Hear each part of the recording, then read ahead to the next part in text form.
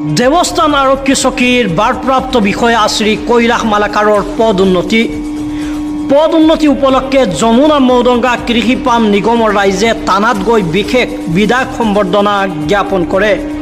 স্থানীয় ৰাইজ সংগঠনৰ প্ৰতিনিধি আৰু গণমান্য ব্যক্তিসকল দেৱস্থান আৰক্ষী চকীত উপস্থিত হৈ কৈলাশ মালাকাৰৰ দায়িত্বনিষ্ঠা, ন্যায়পৰায়ণতা আৰু সহজ ব্যৱহাৰক উল্লেখযোগ্য চৰিত্ৰ হিচাপে বৰ্ণনা কৰে। সকলোৱে কয়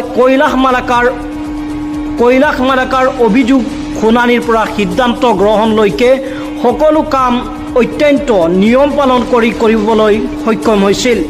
এজন আইচি হিচাপে ৰাইজৰ আস্থা অৰ্জন কৰিবলৈ তেওঁ সফল হৈছিল। অনুষ্ঠানত স্থানীয় সমিতি সংগঠনৰ দ্বাৰা মৰ্যাদাপূৰ্ণ হিচাপে গামোচাৰে স্মৃতিচিহ্ন প্ৰদান কৰা হয়। উপস্থিত থাকে গফুৰ আহমেদ চাহাব, লগতে ৰমিজুল হক মজুমদাৰ, তাহিদুল ইছলাম। পদ উন্নতিৰ ফলত শ্ৰী কৈলাশ মালাকাৰ শীঘ্ৰেই নতুন দায়িত্ব গ্ৰহণ কৰিব।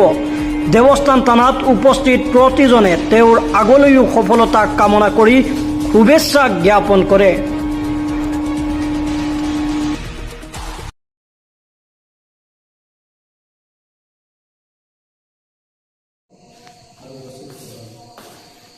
আজি আমি ইয়াত সমবেত হৈছোঁ এটা মনত সঁচাকৈ বেজাৰ গাব লাগিছে, দুখ পাইছোঁ।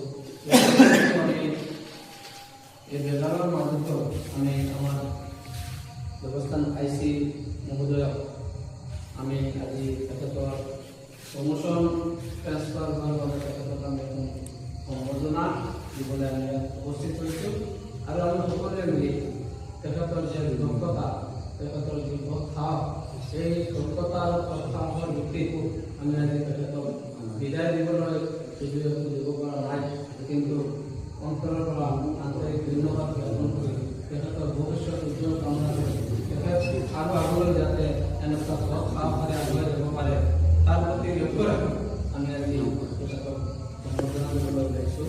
গতিকে প্ৰথমত আমি নিজে তেখেতক এটা জাতিৰে আমি সম্বৰ্ধনা জনাম আৰু আমাৰ লগত থাকিব আমাৰ